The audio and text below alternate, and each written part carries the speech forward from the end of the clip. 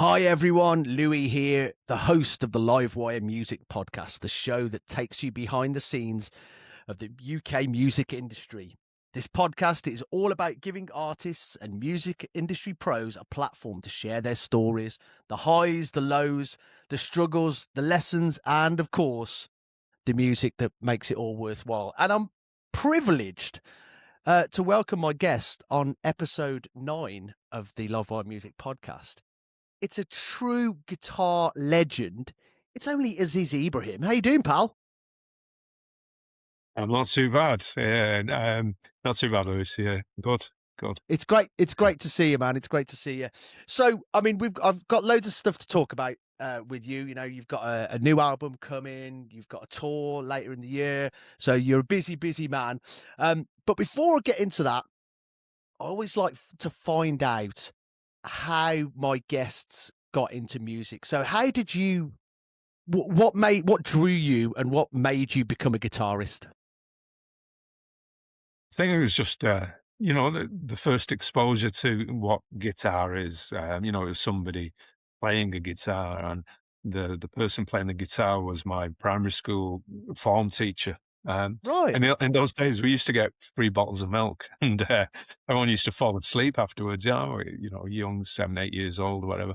And he used to bring a folk guitar, an acoustic guitar, and play folk songs.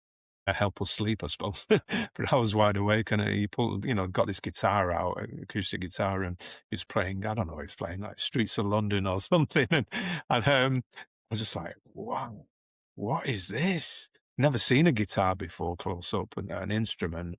Well, we had, obviously it was triangles and recorders, wasn't it? Yeah. So Yeah. so when he pulled out this silver stringed, angelic instrument, that was it. I was snagged, and my mom and dad bought me, after much, kind of persuasive means. I got, on my 8th birthday, I got an acoustic guitar for, Right. I think it was £5. So From you a were shop really called young. Joytown. Pardon? You were really young. 8 years old, yeah. Yeah. So wow. So you're 8 years old. Your parents buy you a £5 guitar, and then was Yeah. that it? You were hooked. That's it. Yeah. It never stopped since then. It's still the same. I bought this recently. Okay. And that's probably about the size of the guitar that you had originally, right? Yeah, it was like that. This is what you call a guitarlele. Yes. It's just a guitar, but a ukulele size, so it's called a guitarlele. Right. But it's just a guitar, and I bought it because it reminds me of how I first started, and Yeah. it also reminds me that, playing guitar for me was all about, the heart and the hands, and that's never changed. Yeah. The fact I can go out and play. People see me play and they always think, oh, he's got all this equipment, all the gear, and no idea. Too many pedals. No, it's just the phase that I'm in. I'm enjoying exploring that, the sonics, music. Not necessarily even just music, just even atonal stuff and ambience or whatever. But to come back to playing this, nothing's changed. I can still just turn up and play with this guitar. Pick up and play, without any expensive instruments. Or, I've had the ultimate guitars. When I joined the Stone Roses, I inherited not just one 1959 Gibson Les Paul, but a host of 59s and 61, 62 vintage instruments that obviously the Squire used to play. Yeah. But I think they belonged to the band, so they were left with the band, and I inherited them when I joined the Roses. So when you were 8 and you got your guitar, did you have lessons, or were you self-taught? Was it a bit of both, or how did how long did it take you to kind of really get to grips with the instrument? Straight away. Yeah. Yeah. It's a way. I mean, I'm a 60s child, so 60s, we just entertained ourselves. Yeah. And if you were keen on something, you just pursued it, and that's all I did. I pursued it to learn to tune the instrument. I got on a bus underage, went to a stranger's house and knocked on the door and said, "Mister, will you show me how to tune the guitar?" kind of thing. And that's how I learned to tune the guitar after a bus journey, which was, a bit of a trek. But every piece of information, there was pain involved. And that the gain is appreciated that way. Every piece Yeah, of knowledge. I mean, that's a difference of, say, a 60s child compared to later on in life. We all have our challenges of each decade, but ours was information. To gather sure. information was Yeah, difficult. You went to a library. My library was different. I learned to play music from the library. In fact, the library helped me become a rock star, if I right. can use that term, because they used to have vinyl and cassette Yes, lending schemes, so I could borrow whole albums for a week, and I'd learn albums in a week by ear. So right. self-taught, you see, Yeah, that's what yeah, it does. If you put a cassette on, or in those days, a vinyl or cassette or tape, and keep rewinding, my ears would tell me until I found right. this riff. Just to find that riff, to learn that, or to play that, keep listening to the record. Somebody had to show me the basics of a Yeah, chord, sure. but when Yeah, I didn't know the chords, then just the yeah, note yeah. alone, I had to find the note. But first is tuning the guitar. So that was the basis. The foundation was solid. It was built upon ears recognizing music, and then, learning a song by ear, and then I think rhythm just came. I Yeah, think right. culturally, I understood rhythm.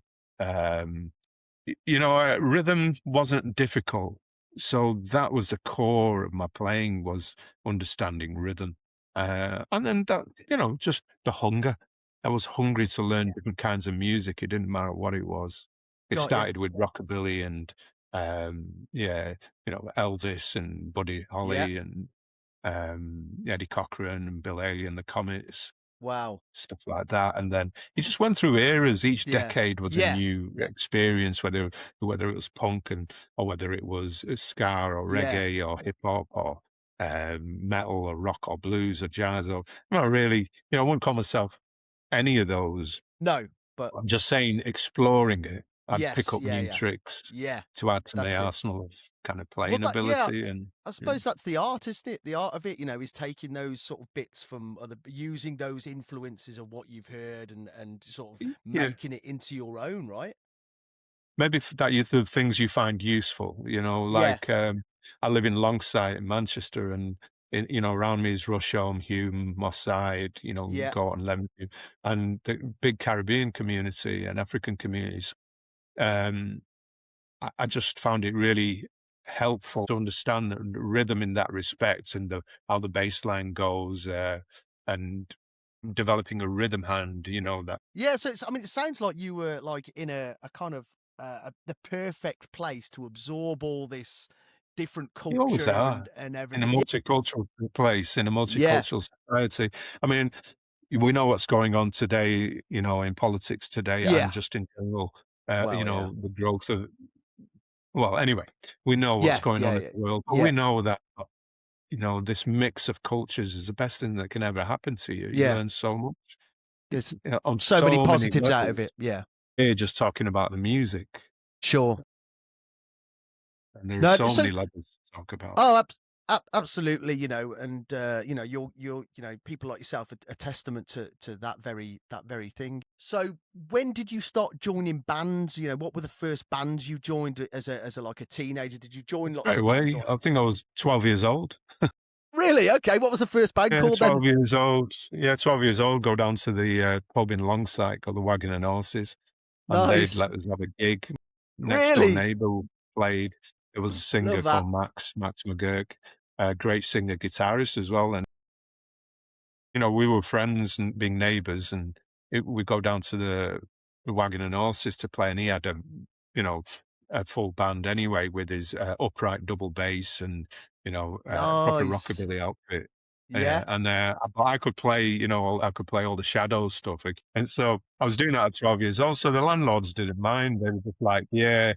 come in. He knows all the Shadows songs, so all Nice. the Okay. and, they were happy to have me in, even though the guitar was bigger than I was.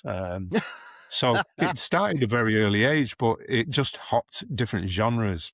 Yes. I was Yeah. in reggae bands for about 10 years, really, maybe longer.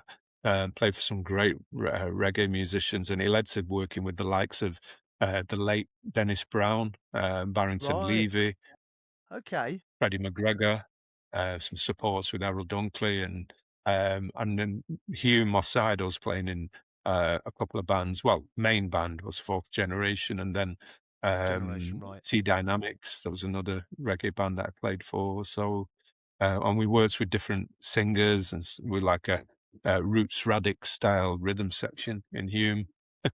So, and then different genres. I went to played a lot of rock as well, and blues and alt kind of ideas, and I just learned things. I mean, I was terrible sometimes, but I believe in that kind of Bruce Lee style of playing. I call it the Bruce Lee style of playing.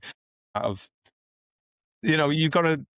One thing he said was that he used to fight, that he would lose fights, but he needed to lose fights because unless he was against opponents and styles that he didn't know, he couldn't learn. And the Right. best lesson you could ever have is jumping in, really, the deep end. And obviously, he felt that he lost his fights because he just couldn't understand the style he was fighting against. And I feel that in music, that you just got to jump in and play and get criticized, and people will laugh at you, but that's the best way to learn, Yeah. taking the criticisms, take the experience, and then learn right in the heart of it. And then you walk away with some knowledge, true knowledge and true ability that is built on getting over the fear. I think Yeah. that's the main thing with me. It's always getting over the fear, as Ian Brown might say. It's the fear really that Yeah. you're combating in learning. So do you think you kind of like you naturally wanted to test yourself, by going into Uh, different genres and Yeah, stuff like that?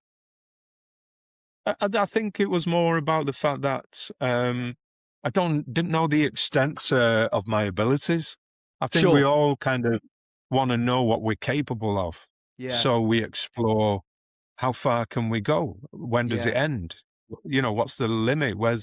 And I never Yeah. found that there was a limit. There was always something new to learn, some new. So Yeah. it became about time, really, about time investment, about how to invest that time in, because there's so many things I want to do, but it's like let me show you something else, actually. Go for it, mate.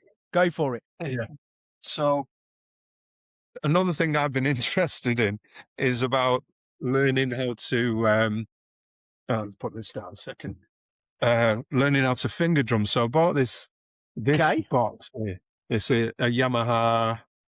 It does have a FGP 50. So Right. it's Okay. a Yeah. finger drumming drum machine. Yeah. So you can see that the buttons are arranged in Yeah. a way that is good for the hands. I can parry on a bit, hopefully. Yeah, so it was basically, I mean, I wanted to learn how to finger drum, because that's how, like, beatboxers and so forth. Not beatboxers so Yeah. much, Yeah. but I know what you mean. I know what you mean. Yeah. solo artists. It's got so many drum kits on, but I wanted to learn how to finger drum, but so that on stage I could almost tap in my own beats and then Yeah. multi-layer with looping Yeah. and things like that. But I kind of, this is a time investment thing. So Yes. this is what I mean. I want to go down this route, but I've got to think about what else have I got to do? How many other Yeah. things? I've got to book a tour or something, and it's like 20 Yeah. dates I'm looking at. Do you, Or I could do, do in a record store tour, and an in-store tour could be like, 15, 20 record shops and things. yes. Somewhere I've got to find the time to play or Yeah. learn new things, Yeah. or That's it. write new songs, and or learning a new instrument. I've got to be really, because there are so many different kinds of guitars for me. Yes. Like I play fretless guitars, and that's quite a time investment to create your sound or songs around a fretless instrument. But it's Yeah. time Yeah. investment. Yeah, it's Well, precious. listen, it's time for everyone. that, as you say, it is sort of precious, and uh, you have to. It's like you have to give it the time to get the outcome. You can't just. It's like your golf swing, isn't it? You've got to sort of keep practicing your golf swing. So you've got to keep practicing to stay at the level that you're accustomed Well, to.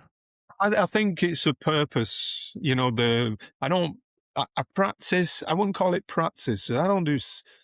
I might have a song idea in mind, and then I've got an idea of what kind of mood and thing it is. So I might have to practice something to understand I Right, can right, right, find chords within the notes that fit. But I don't like exercises, because right. exercises Okay, are too much. It's too schooled for me. It's too sure, conditioning.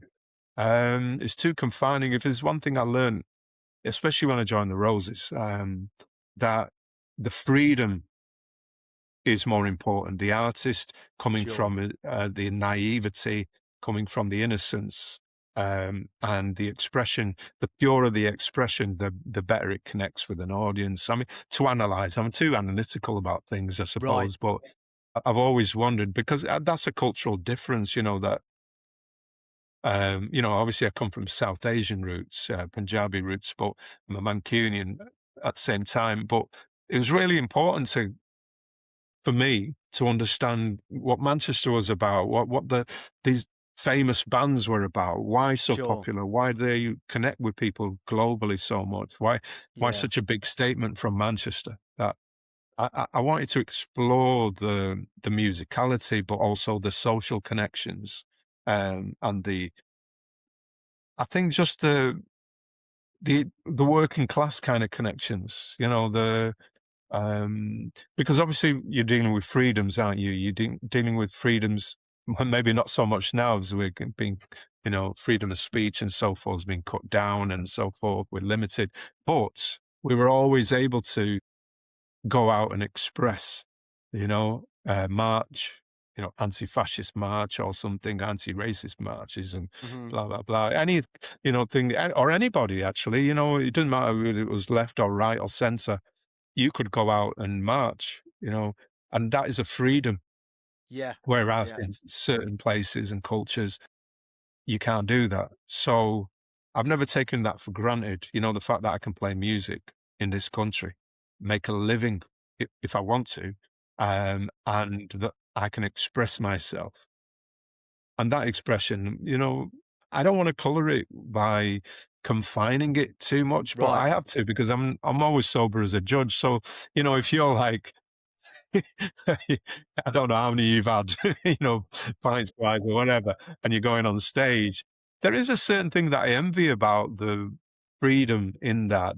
You see what I mean about the analytics? That I analyze that as like freedoms of being able to express yourself and being Yeah, yeah, you, yeah, letting go. Let's call it letting yeah, go, yeah. which is not the same for a lot of cultures and there's No, people, we have too many respect layers and systems sure. and religious layers and community layers, and it's all pressure to keep you Yes. in your place. And whereas I'd like to be free, and Yeah, I like to play music that way, write music and songs that way. Maybe it would offend some people, but I like to be in that place where yeah. it actually offends people. Well, I suppose that's the kind of ultimate part of playing, really expressing. I think that's the key word is the expression, when you're able to fully express yourself, when you're on stage or when you're playing, then that's Great that's place to the be. Yeah. yeah, that's the kind of joy of it. That's the ultimate And it's joy the of it, right? ultimate. That's the ultimate Yeah, for me. yeah, I've never had that, and I'm trying to find it, and it's difficult yeah, once you also I was saying about the conditioning. Once you yeah, condition yourself and even on the guitar and things, then you'll go down these routes that you've conditioned yourself to play, that you programmed yourself to, that you've regimented yourself in. And the true freedoms come from that, like watching Joy Division rehearsing or playing in their very early days, that freedom within the performance without judgment, the notes are out of tune, or that there isn't a kind of there is a rehearsed part to it, but sometimes rehearsing can, as my band Tuareg with Carrie and Selena. You know, we like to say that rehearsing only makes it worse. Yeah. Yeah, I mean, well, I mean, that's amazing. So, you know, you mentioned Joy Division there. So were you kind of like, so presumably you were around at the same time you'd go and see them when they were coming up and all that sort of I stuff? wouldn't go and see them, no. Oh, right, okay.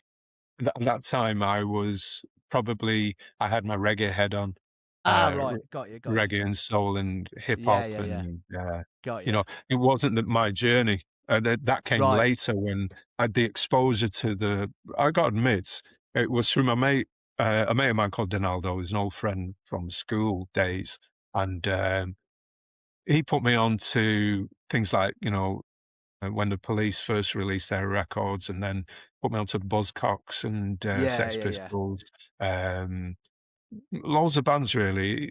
But it was the Stone Roses that really put me in that position where Sure. something that grew from that alternative, you know, independent scene that Yeah, yeah.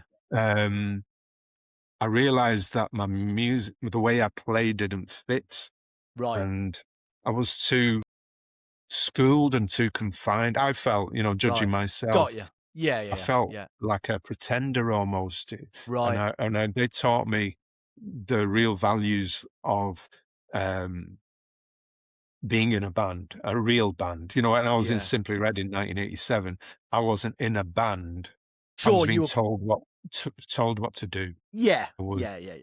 being, you know, this is what you wear. These are I was 23 years old, for God's sake, you know, I was on a world tour. Of course I was going to say, yeah, whatever you say, as Yeah. long as we're going to Japan and going to Brazil and going to Wow. Australia and 2 weeks holiday and here's a bag of money and go and do what you want. Oh, I'll go Barrier Reef. And, you know, it's a job and being paid to play music. Yeah, But yeah. the reality was that it was, you know, being told what to do. The Roses was, you're in the band, mate, you know, like Oasis, you're in the back. Well, let's not say Oasis, but I know early what you days, mean, yeah. maybe with Tony Yeah, yeah. McCarroll days, you know. Got you. Um, Oasis, yeah, no, let's stick with the Roses, but it was a band, you know. Yeah. You're in the band, so. And I was like, oh, okay, I can be me. But they taught me the route to being myself and the Sure. direction that I'm in.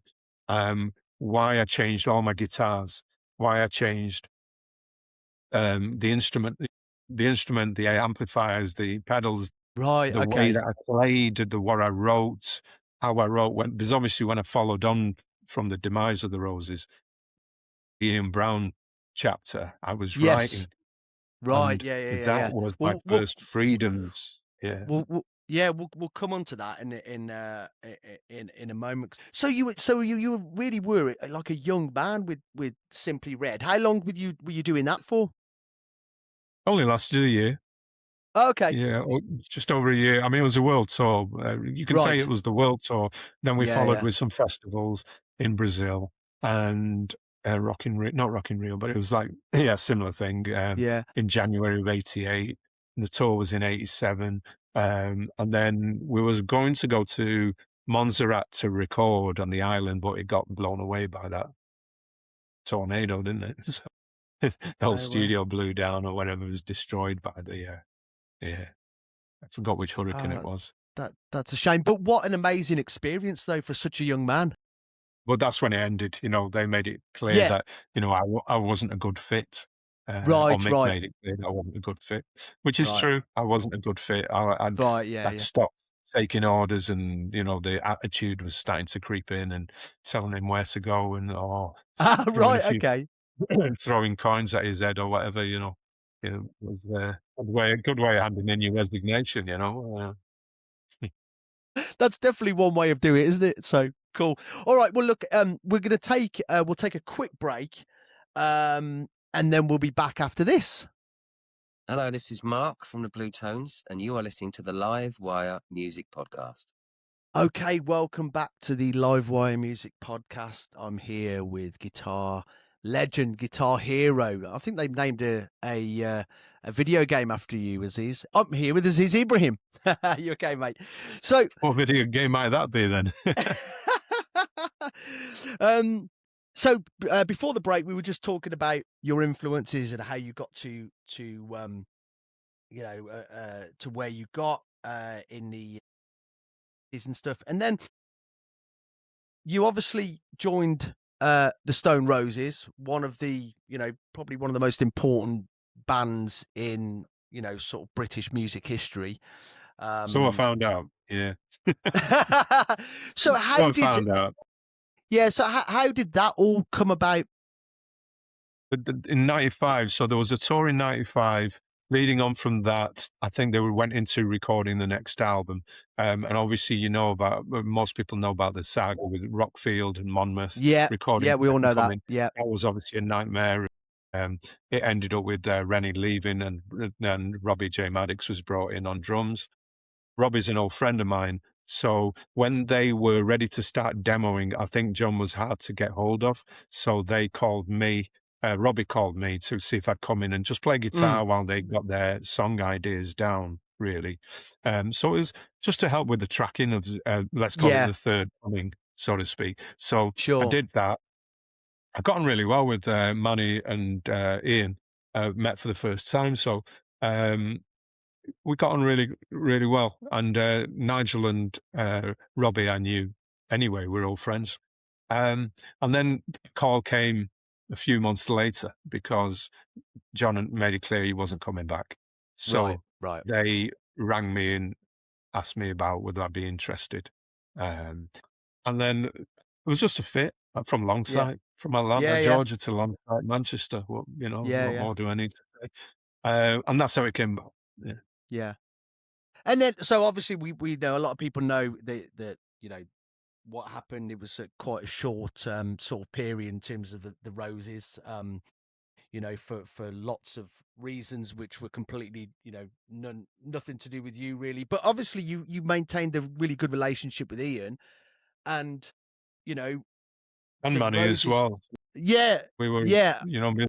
Manny. I actually saw Manny more than I saw Ian, to tell you the truth. I Really? know, yeah, because I mean we were working together, Ian, and I'd be at his house and so forth. But Yeah, Manny used to live quite close to me yeah. in Longsight. R.I.P. He was Manny, in man. Heaton Chapel, whatever it's called. Yeah, We go out for dinner, and also was friends with Imelda as well. That she passed away as well, bless her. yeah. Obviously, the Roses, Ian wanted to do his own stuff, or, once the Roses had disappeared, and then, Well, I don't know whether he wanted to do his own stuff or whether it was a case really? of, yeah, I mean, the demise of the band and, Manny announcing it in April 97, that I went around to Ian's house to find out what was going on because nobody was telling me what was going down. Right. Yeah. And when I knocked on, he invited me in and he told me straight. But at that time, I got the feeling that Ian just wanted a break. Right. Wanted to see his kids, Yeah. do the gardening, Yeah. horticulture, exploring that, Well, there'd and a been, few herbs. But I mean, I think it was only yeah. until, well, I don't know actually. Maybe he did have in his mind to do Yeah. a solo album. And I think he did kind of play me some ideas of what he had. I was playing an acoustic guitar, which was just there in the room. And when I started playing these chords, he pulled out a fag packet and started writing some lyrics. And that's when Nice. Corpses in the Mouths came about.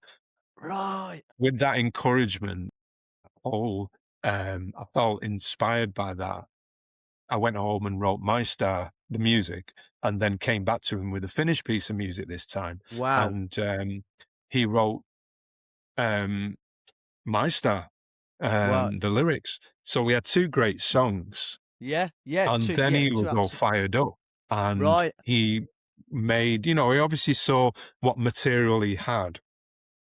And then I presumed that he, wanted to turn that into an album, but he wanted to turn that into an album just between the two of us, Right. meaning, we were the only people working together, but he wanted to do his solo album, but without the help of record company, Right. without finance from being Yeah. contractually tied to. So we just worked in an old school kind of in a a home with your mates, bedroom, kind of tinkering with gear and playing a few things. And that's why it's lo-fi, because it was supposed to be Yes. what would a band do without a producer, engineer? How would they make music, and what's their idea of? So anybody, I mean, it's obvious to me, because when I read criticisms of Unfinished Monkey Business, the people who just don't get it, you're just wrong. You haven't understood what the it was, and what lo-fi means is that you shouldn't care about the production. Just raw. Just record Yeah. it raw. Have you got the courage to record it raw and Yeah. release it? Like that. And we did exactly that. But I noticed, there were a lot of criticism, always this and that. And I thought, well, yeah, that's because it's on purpose. That's why. Yeah. So, don't you get it? Are you not seeing Yeah, what I mean, the whole music critic thing, I just always think, because music is it's so personal, isn't it? Exactly, it's personal. Yeah, it's but Lucy, I personal. think you said it, that the comments, they came from people's personal feelings. They were hurting from the demise of the Stone Roses, Yeah. or they are people who hated the band from the beginning, and they don't want to. They're not going to give you a break anytime, like the Enemy, Yeah, or not the band, but the magazine. There's so many reasons for these comments, but at the end of the yeah, day, we were just pioneering something and yeah, had the courage to do it, and the conviction. And, we'd done that, or rather, I should say, Ian and the lads had done that era of the John Leckie production, which was fantastic. They got one of the greatest producers in the world, and they made one of the greatest albums in the world, yeah, followed by yeah, a great second album. But yeah, yeah, that wasn't the direction. yeah, This is what I learned about Ian more and more as we went along, that his way of thinking was just unique, forward thinking. Right. When he'd say something, I think it was like, not crazy, but I'd be like, what? And he said, oh, this album's going to be trumpets, majestic trumpets. And I'd be like, really? And then when you hear the tracks that came about through brass, yes, or it was strings, like Fear, yeah. Oh my strings, God. Yeah. And the album, Unfinished Monkey Business, what the concept was, all valve, or tubes to the Yanks, all valve studio, all equipment valve, and tape. Everything was tape. We started on my cassette tapes on a Porter studio, 4-track Porter studio. And it was mastered finally on a half-inch tape master through valve equipment and this Trojan mixing desk. All the Trojan records were done on this desk in London. And Wow. it was so organic and just so basic. And there was no producer. Excuse me. We did it between ourselves. And we put out something which nobody else would have put out. And then people who don't get it will never get it. And those that got it straight away connected. Yeah, I guess, there's a couple of things there, isn't there? Because I think you're right. I think people were probably, some massive Stone Roses fan, who was a critic as well. And then Ian brings out something. Went a different direction. He Exactly. wanted to go in a different way. He didn't want to repeat what the Roses are about, which is not good for me, because I wanted to be a guitarist making a statement from the guitar, writing hooks and melodies, which I did in Corpses in Their Mouths, or I did in My Stuff. Yeah. He didn't want that direction. He wanted a new direction. So it was goodbye to the Stone Roses, hello, new chapter in his life. And that's kind of, I guess, sort of kicking back. And that's the artistry, isn't it? You don't want to, there are artists that just do this, sort of rinse and repeat, and that's fine if that's what I want to do. But I guess Ian's not that kind of artist. No. Yeah. And that's the true artistry, isn't it? In the creation of it. I mean, it's all right me talking for Ian, but it's not right that me saying what he feels or what he thinks. No. I'm just going from my being there at the time and my what I observe and hear as we're progressing. And it was just the two of us anyway. So extra songs appeared on the album, but they were already pre-recorded from the third coming Roses era, Right. which Got we you. Yeah. added because we didn't have enough songs. Yeah. I mean, it's amazing how these things, and I guess as well from all, and everyone knows like all the trouble that the Roses went through because of bad management and all that sort of stuff.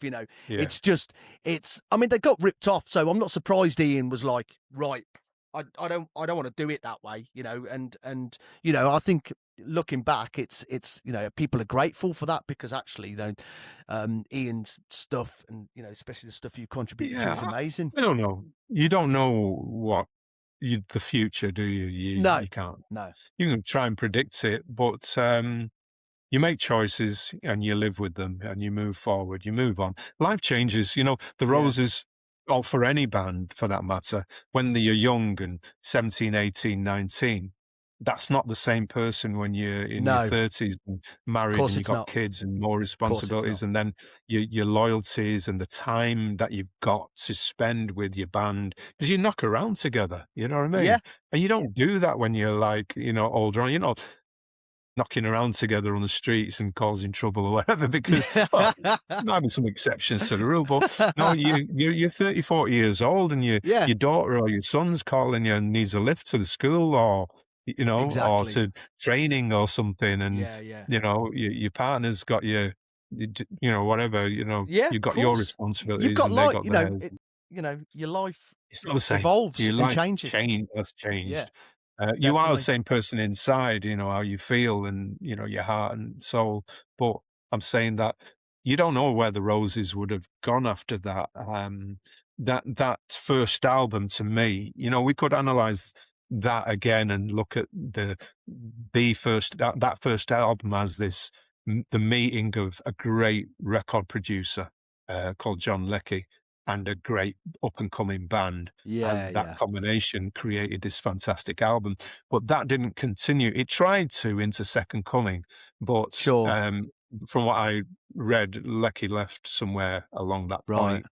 So it was going into a new sound as well. The rockier sound was creeping in through the overdriven amp and the Gibson Les Paul. And there's definitely more like instruments. There's definitely more like Led Zeppelin influence in that second I mean, you can album. say, so what are the influences behind it? But you can hear a certain sound, changing. You can hear the sound changing. And so therefore it wouldn't have been the same anymore. Whereas I know from friends that people want to hear something like the first album. They want to hear some kind of, a connection to, by Batman or something. Or yes, and I think it's a shame that people thought like that. But looking back, these albums are brilliant standalone albums, and they're loved, and Ian's still doing his thing. Not touring as much these days, but he's solo. So I actually went to see him in Birmingham. He was amazing, and I think there was critics about him not having a backing band and all that stuff, and it's like, well, okay, but it was still amazing, so but I think that's the thing, and even more so these days. Yeah, exactly. I mean, these days, everyone's the criticism sells, and that's what people want to see and hear, and for the record, that's I think he's a bit like UK's Jay-Z. He can go out on his own. He can go with a full band or orchestra or anything he wants. But he's like that personality that people go to see the personality. Exactly. And he exudes personality on stage. And that's why people are there. So, by the sounds of it, must have been an amazing sort of experience working with some of the icons you've just mentioned, and you've also, we're going to come on to the new album in a moment, but you've also worked with lots of other sort of artists as well. You did some stuff with Paul Weller as well. You released a single. How was that? How was that experience? Well, he's a good guy. He's one of the nicest people I know on this planet, one of the most talented people I know on this planet. That experience, again, sent me in a direction that I didn't know about and needed to learn and understand. I've been so fortunate, because I'm born in Manchester, and then I'm working with the Stone Roses. I've got the Smiths rhythm section as my band. I've got the late Andy Rowe, bless him, and Mike Joyce. And then, my best friend is Denise Johnson, the late Denise Johnson, Primal Scream. I've got Paul Weller as a friend and a mentor, and he didn't know he was my mentor, but I saw him as a mentor, really, and Yeah.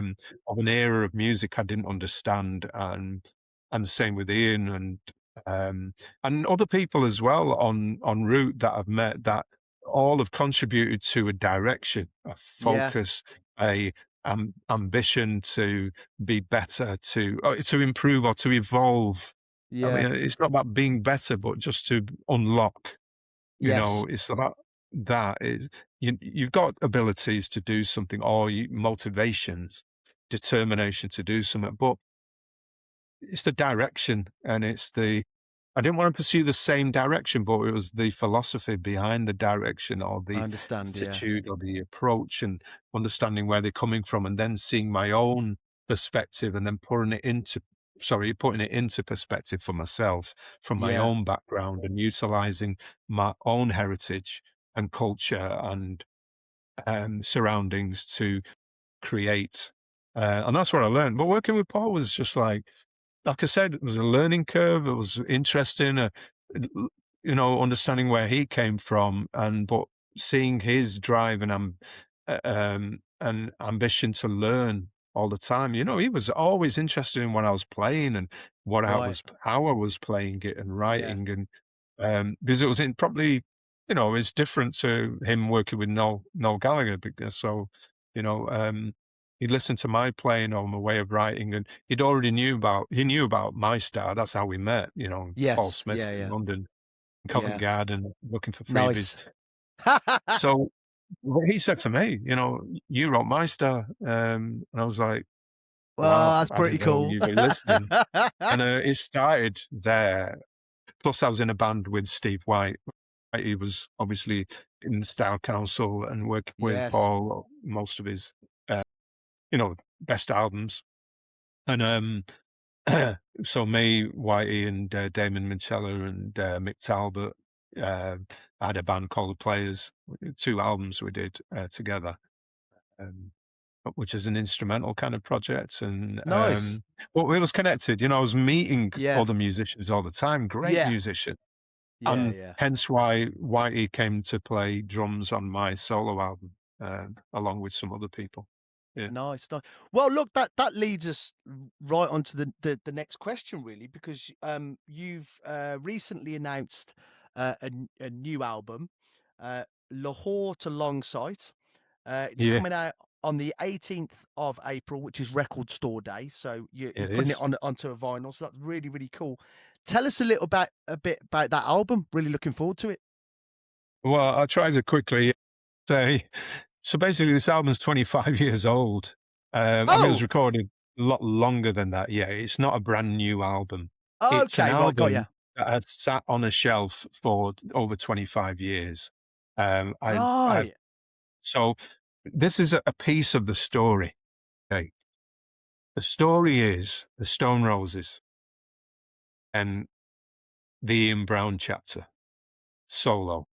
Then I decide that I've got the ability and I'm at a stage where I could make a solo album. So in the late 90s, I made a solo album.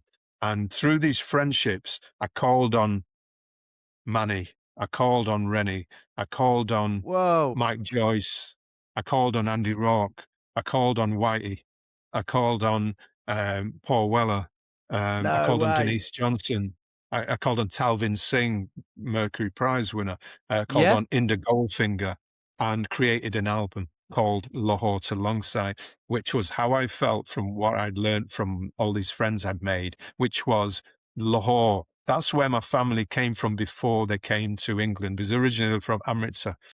But my dad's decision to come to Manchester was a massive change in life for him and for me. Obviously, he wouldn't have never expected this to happen in his life. And then we landed in Longsight, born to Longsight. All the influences of what Longsight is, multicultural society, the Pakistani community, being a Mancunian in the heart of it.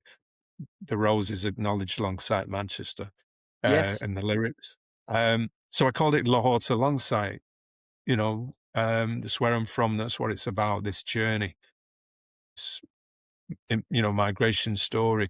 So with all these friends, I put this album together and was rehearsing with Andy Rourke and Mike Joyce. So I got the Smiths rhythm section as a band and myself, and things are going well. We're doing the Enemy Brats. Tour. We're doing a secret tour, kind of one-off gigs here and there. We did Blackburn, we did up in the northeast in South Shields, and we did somewhere, here and there. 9/11 hit. When 9/11 hit, that was it. Nobody wanted to know a person with my name, the letters in my name. The US tour, once it was there on offer, it vanished. The labels weren't interested anymore.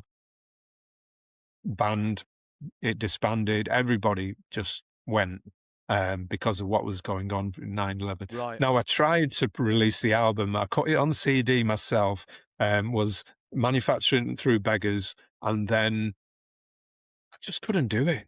I just met Paul Weller. He was asking me to write with him on or play guitar on I've forgotten the album before Illuminations.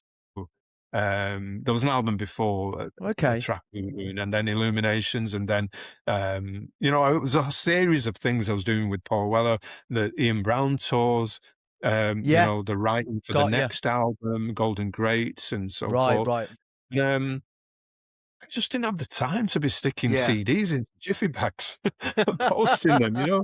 It's like, so I just shelved the album. Oh, right, okay. So because of 9/11, I just gave up and shelved the album. Fast forward 25 years, Manchester Museum asked for the album to sit in the museum as a piece of South Asian history in the South Asia Gallery. I was blown away by that, and I got involved with the museum as being a co-curator for the South Asia Gallery, and hence I thought, well, if it's going in the museum. And plus, I've lost 3 of my closest friends, Denise, Manny, and Andy. I decided that now's the time to put this album out to commemorate my friends, and also to sync in with the museum launching it on April the 29th. The launch party is on April the 29th at Manchester Museum. So you're invited. And that's very kind. Out there who's listening, you're invited. It's a free event. Yeah. Well, we'll put the links. We'll put the links in the show notes. Please do, 29th of April, Manchester Museum, 6 p.m. till 10. Lots going on, and there's an exhibition and a little film that I've made for it. Wow. Okay. And there'll be performances and there'll be speeches and stuff like that. Whatever. Fantastic. There is a little interview coming up with Andy Burnham, obviously Mayor of Manchester. Yeah. No, Andy. I don't know him personally, but I know who he is. Yeah, we haven't announced that yet, when that is, but that should be recorded in April. So that date is quite important, but the 18th, I set up my label way back in 2000, Indus Records, and I thought, I'll put it out on my own label, but I'm going to put it out on vinyl. So I thought, why don't I do a double vinyl album? Because I wanted the music to have high fidelity on vinyl with that beautiful sound of what vinyl does to music. So I spent the past few months researching. In fact, I was invited to speak at a music conference in Glasgow called Resonate, and Billy, who runs that, Billy Kilsey, invited me to speak. But I met a manufacturer over there, a brand new record plant in Scotland, called the Seabass Vinyl. Okay. I mean, I'd already found 2 in the Northeast, where I love being in the Northeast, and I thought I'm going to do it there was one in Middlesbrough and there was one in North Shields, and I thought I'll do it here. Through Wax and Beans in Bury, the record store, Ben, who runs that, he introduced me to a wholesaler Okay. called Little Lamber Fish. And Right. Mike at Little Lamber Fish, he said that he would help me with the release of this album, but their manufacturing, Fantastic. well, he said his manufacturing came through Right. Seabass Vinyl. And I thought there's a lot of fish involved here. So I Yeah. might, maybe it's a sign, and I'm a Pisces, by the way. So I thought And you- that's a sign. Yeah. As much as I wanted to record, manufacture in the Northeast, I went Yes. with Yeah. what seemed like a good fit. So manufacturing started.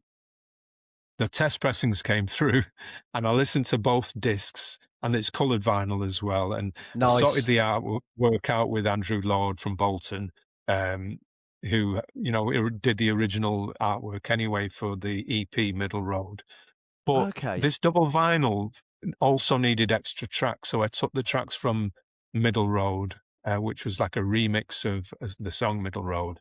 And a song called Kills Me, which was me, Mike Joyce, and Andy Rock from the Smiths, and Denise Johnson from Primal Scream, and Inda Goldfinger. And I put those onto the double album. So the double album is a special edition, extra tracks, coloured vinyl, photographs, stories, you name it, of some iconic musicians who came together to help a kid from Longsight, Manchester, do a solo album.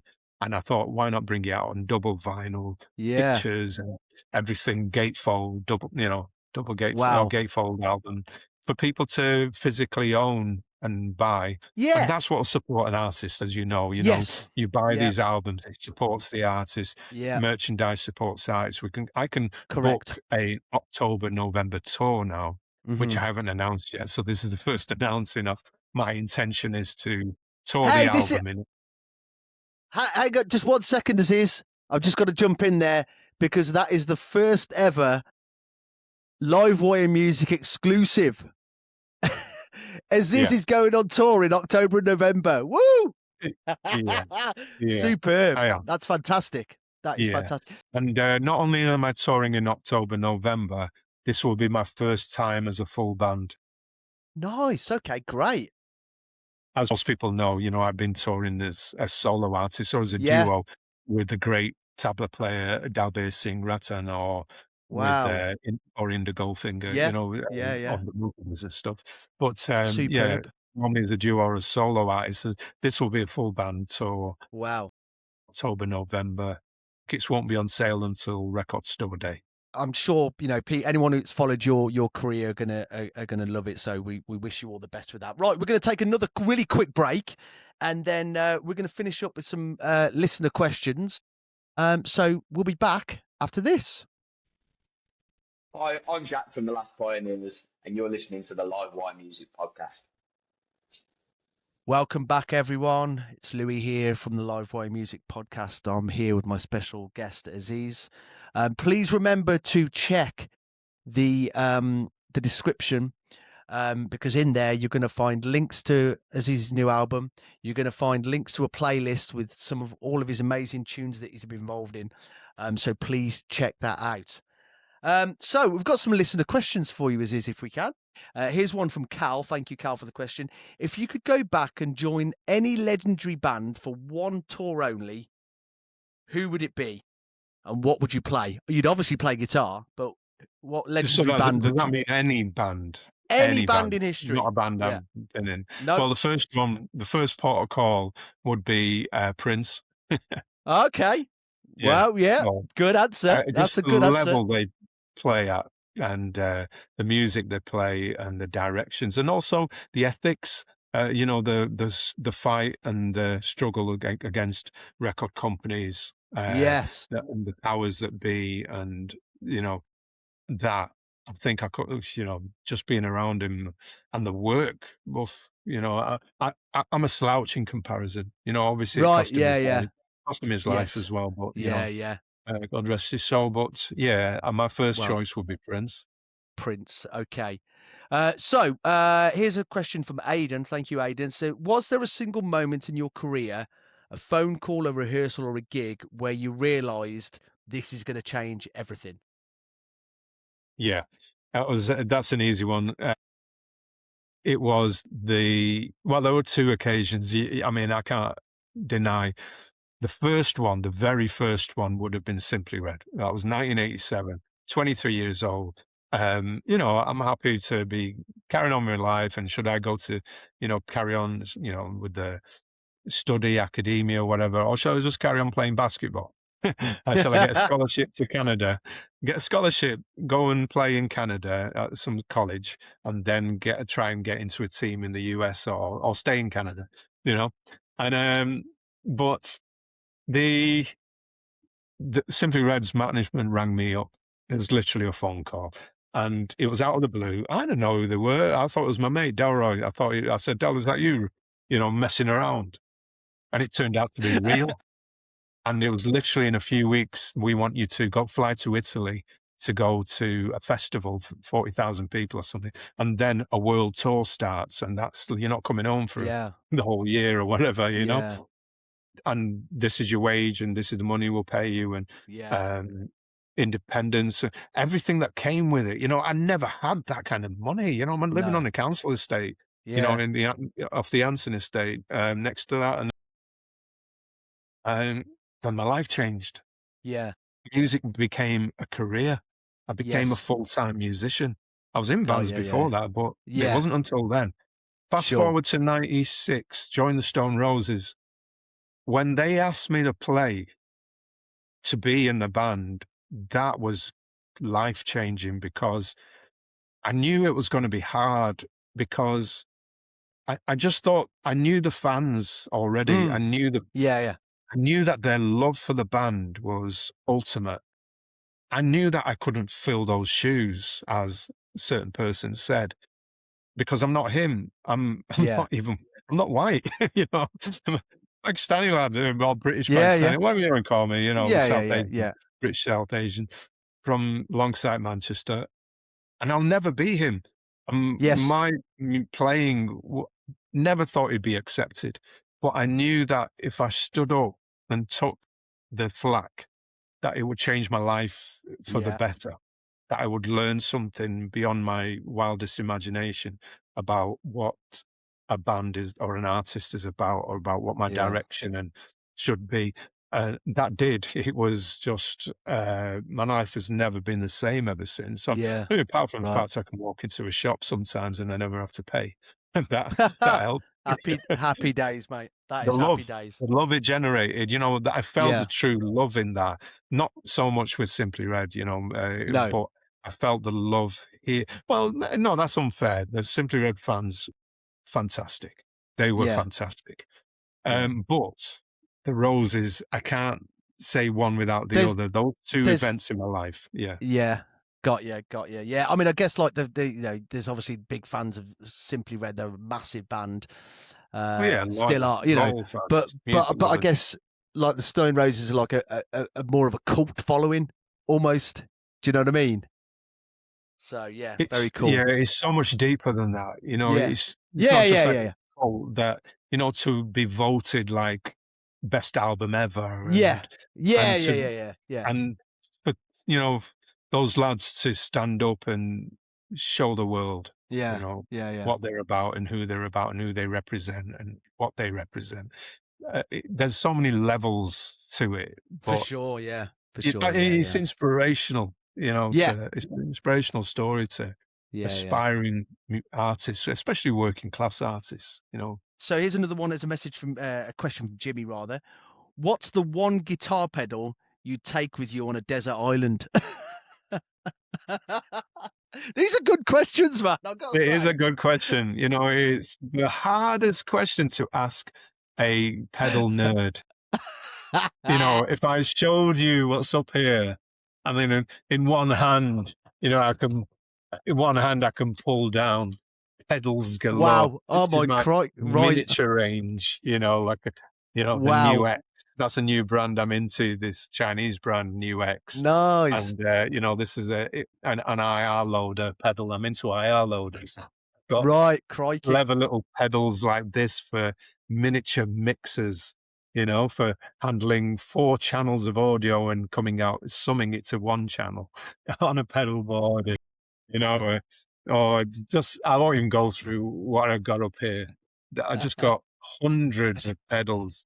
And you're asking me a question of the one. Yeah, the one. it's like choosing your favourite child. Because each section, it's like, one of my favourite pedal brands. I'll show you this as soon as you've opened the Pandora's box. Yeah.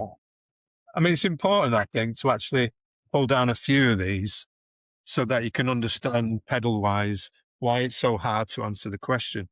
So I love certain brands. This is a brand called Old Blood Noise Endeavours. Look at the colour and the artwork of that pedal. Nice. You got some robots walking through a desert with mountains in the background. And nice. I love this company. It makes the most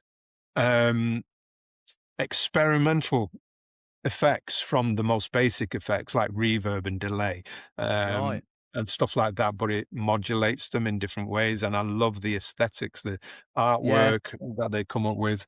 It's one of my favorites. Then there's a company from Canada called Montreal Assembly that makes some things that look basic, but these are the most strangest, weirdest synthy distortions you can buy, fuzz boxes really, that you can use with an expression pedal, and it's almost like playing a synthesizer with some kind of sweep on it. And then one of my other favorites is really hard to pronounce, but this is called Pladask Illustrious from, I believe, Norway. And this guy, however you pronounce it, is it Knut or Knut? It's spelled K-N-U-T. So he makes, Knut. He makes incredible modulations. So basically, this is stereo, and it can modulate the volume, it can modulate the modulation, it can modulate the pitch, it can modulate in so many ways. And that is the craziest thing to have at the end of your pedal board. It can almost make things, lo-fi is an understatement of what something like this, Pladask, but there's a waiting list for this kind of stuff. Literally, you'll announce him on his website, and you got to be ready to press that button. So that's amazing. Each pedal, I tell you one pedal that, in actual fact, this is like experimental stuff. So you get the experimental side. I think the pedal that I love the most, well, there's 2 pedals I love the most, I should say. I've got to unveil this to you because it's a bit mind-blowing, this pedal. It's called, are you ready? Yeah, go for it. It's called the Klon Centaur. Right. I bought this pedal for about 350 quid from a guy who was selling a load of pedal out of his suitcase. And I heard it and I thought, wow, that's a fantastic kind of clean, uncolored drive. So I bought this Klon Centaur. It's American made. Today, it is worth anything between £5,000 to £10,000. Whoa. Crikey. And these are the early issues with this kind of goldy colour with the Centaur on there. So that is crazy. Anywhere between 5 to 10 grand it's an overdrive. Overdrive for pedal. One pedal. Crikey. Hope you've got it insured. Well, but it's fantastic. This is for me, it's like the ultimate drive. I'd use it for, all the time, anytime, but obviously I've got to keep it in good nick. Yes. The other one. So this is one of the original Stone Roses fuzz faces. Wow. So I can't tell you that this is the fuzz face on that first Stone Roses album or the second Stone Roses album, but the fuzz face and the tube screamer were 2 of the most important drives of distortions on there. Stone Roses albums, but I inherited this when I joined the Stone Roses. It's had a mod, so it's not all original. It's had a LED No. put on it. Right, But right. you know something, I just can't part with this thing. And sometimes this is all I need, because I use the guitar volume to clean up the guitar sound like Hendrix Right. used to do. And Okay. but when it's the thick fuzz from this, it's a silicon fuzz, not the original germanium ones. Mm-hmm. But if you listen to Resurrection, the outro, all the outro guitar instrumental part, that's a fuzz face, you know. And a fuzz face to me it's special, you know.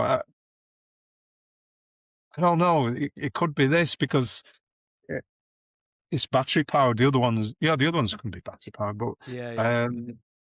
I mean, it's main powered now because it runs to a battery, Got ya. snap connection there. I think, But you the know, fuzz face, that might be the pedal. But fuzz. there's one other, which is Right, right. okay.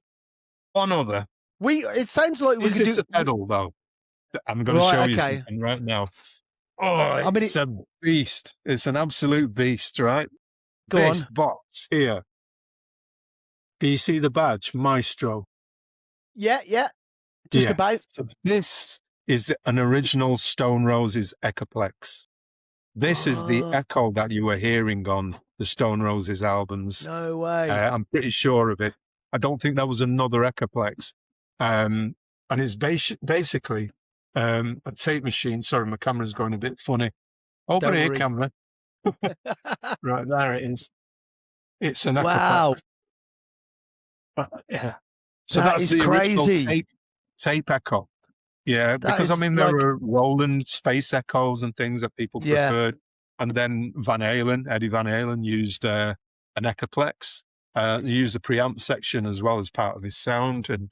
But this is the original Stone Roses Echoplex for that tape delay sound. And I mean, it might have been because of John Leckie, that John Leckie Right. introduced Yeah. John to studio plates for reverbs. You listen to that first album, the reverb is special. And the echoes and tape delay effects, especially on Second Coming, Yeah. are Echoplex. And I That's reckon crazy. that's probably Leckie saying, check out this kind of vintage Yeah. equipment. This is the Right. sound. So that, I mean, you would, yeah, I mean, and I that can't is. do without that. I just No, can't. I mean that is crazy. I mean, you like not only are a kind of legendary guitarist, you also own some kind of really sort of historical pieces there. So it sounds like we could probably do a whole episode on Easily, on, yeah, easily. You could on do a pedals, whole, couldn't we? yeah, Right, a year on it, yeah. Well, look, I mean, Aziz, it's been absolutely, it's been an absolute pleasure having you on. I really appreciate your time. Thank you so much for You're coming welcome. on. It's really been, like I say, it's enjoyed it. really been a pleasure. I've just got one more question for you, if I Sure. can. Yeah, fire away. And the question really is just advice for new artists that are coming through. Do you have any advice that you could give to someone who's starting their career or starting to play an instrument? Look, advice. Yeah, I'm full of advice. Whether that advice is relevant to your life, that's what matters, I suppose. I mean, advice is built upon experiences and a lot of the times mistakes and, pitfalls. So that's why I offer the advice, because I know where I fell in these holes and, but I learned from them. And I think the main thing about advice is what's useful to you. And I think the most useful thing is knowing that it's a struggle to achieve. Not always. For some people, it seems to be handed on a platter, but it is generally, especially from my background, a working class background, and culturally as well, being Pakistani, being Muslim, it's been a struggle, but it was a struggle to achieve, and I probably had to work twice as hard as my white counterpart. In most cases, not always. We all have a different story, so I don't want to be too judgmental or generalize too much. I think the main factor is understanding that it all comes from within. And by that, I mean when you come across issues and problems, the only person that can really help you achieve is yourself. That you have to find the willpower to continue in your direction, meaning to pick yourself up, and the usual things. If you get knocked back, you've got to convince yourself to move forward, to carry on, to persevere, because you've got an idea in your head, a direction, and you feel you want to. You're aspiring to be a great player or a great singer or a great artist or engineer, producer, whatever it is. I think it all boils down to building your own self-confidence and building your own self-motivation. There are a lot of organizations today that I'm grateful for that can help people achieve the results. Maybe you want to study, so you can go on a course and you can do music, or you want to do engineering, you want to do production. There are organizations that help bands understand, like the Musicians Union might help you to learn how to handle your money, how to get a deal, how to distribute. So all the aspects, the industry's been analyzed to death. But at the heart of it will always be yourself, that you have to motivate yourself and do it for the right reasons, for your reasons. My reasons were that I just wanted to fulfill myself.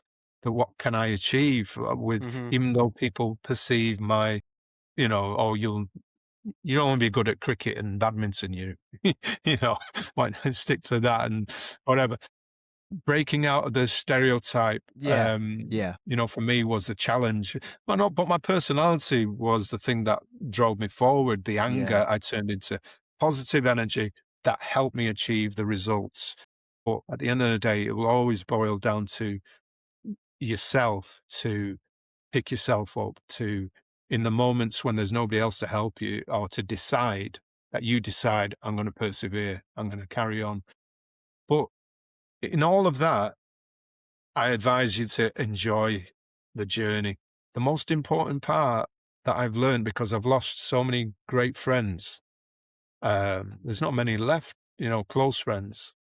Andy Rock's gone, Manny's gone, Denise, my closest friend Denise, she's gone, Denise Johnson, and others too, that the journey's become more important to me, that you don't know how long this journey will be. We're in a world currently at war, that's turning and drawing everybody in, sucking everybody in.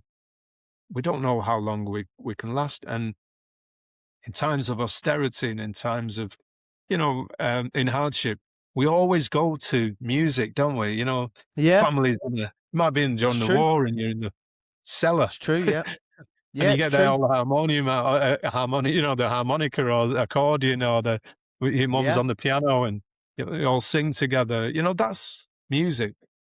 Never lose sight, I think, that you should enjoy the journey. I think that's the thing I've learned. The most important factor for me has been enjoying the journey, because we don't know how long it's going to last. Enjoy it while it lasts. Don't make it, if you're going to make it about the money, and maybe it's because you need the money, to survive. We need the money to make music. We need money to be, but that's it. I think it's dead plain and simple. Just enjoying the journey. The rest of it gets complicated. We could talk digitally. We could talk about, your strategies and the new business model, and AI and so forth. But no one's an expert, really. Even the people that design it and make it are the experts of it, because of the applications and what it's leading to. But no matter what's going on, you can still play your instrument or sing or write for your own personal enjoyment and satisfaction, and create because you created it, and enjoy that journey, and let like-minded people follow you on that journey, but share the journey.